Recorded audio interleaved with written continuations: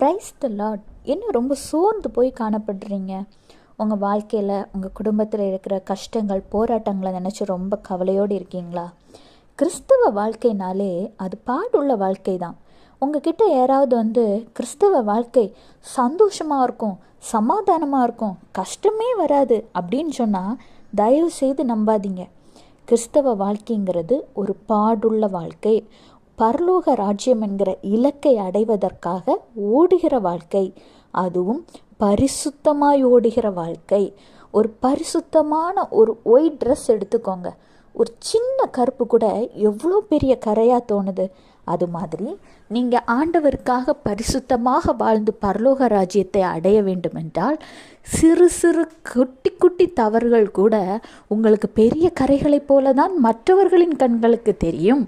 ஆனால் அதையெல்லாம் சரி செய்து சரியான பாதையில் நீங்கள் நடக்க வேண்டுமானால் ஒரு சில கஷ்டங்களையும் பாடுகளையும் நீங்கள் ஏற்றுக்கொண்டு தான் ஆக வேண்டும்.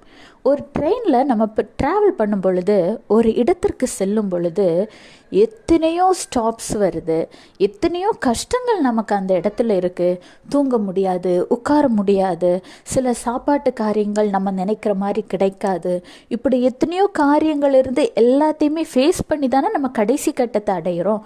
அதே மாதிரி தான் ஒரு கிறிஸ்தவ வாழ்க்கையிலும் நிறைய பாடுகள் இருக்கும், கஷ்டங்கள் இருக்கும். ஆனால் அந்த எல்லா நேரத்திலும் நீங்கள் தனியாக இருக்க மாட்டீங்க. ஆண்டவராக இயேசு கிறிஸ்து உங்களுடன் இருப்பார். அவர் உங்கள் கையை பிடித்து அழைத்து செல்வார். போராட்டங்கள் வரும், ஆனால் அதை மீண்டு வரக்கூடிய பலனை கர்த்தர் உங்களுக்கு தருவார். பிறர் உங்களை குறை சொல்வார்கள், ஆனால் சொல்லப்பட்டவர்கள் கண் முன்னே ஆண்டவர் உங்களை ஆசீர்வதிப்பார். ஆண்டவராக இயேசு கிறிஸ்து இன்றைக்கு உங்களை பார்த்து தான் சொல்கிறார். உபாகமம் 2:7, உன் தேவனாகிய கர்த்தர் உன் கைக்கிரியைகளெல்லாம் உன்னை ஆசீர்வதித்து வருகிறார். இந்த பெரிய வனாந்தர வழியாய் நீ நடந்து வருகிறதை அறிவார். இந்த 40 வருஷமும் உன் தேவனாகிய கர்த்தர் உன்னோடே இருந்தார், உனக்கு ஒன்றும் குறைவுபடவில்லை.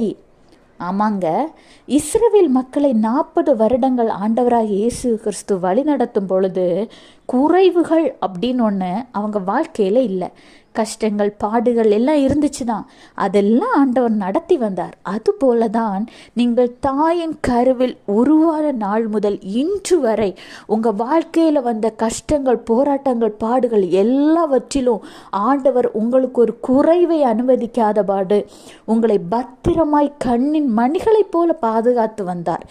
இப்பொழுது நீங்கள் சோர்ந்து போகக்கூடிய காலம் அல்ல. எழும்பி பிரகாசியுங்கள், ஆண்டவருக்காக ஓடுங்கள். அவர் உங்களை குறித்து வைத்திருக்கிற அந்த திட்டத்தை, தேவ சித்தத்தை நிறைவேற்றுங்கள். கர்த்தர் உங்களையும் உங்கள் குடும்பத்தையும் ஆசீர்வதிப்பார். Have a blessed day. Jesus bless you.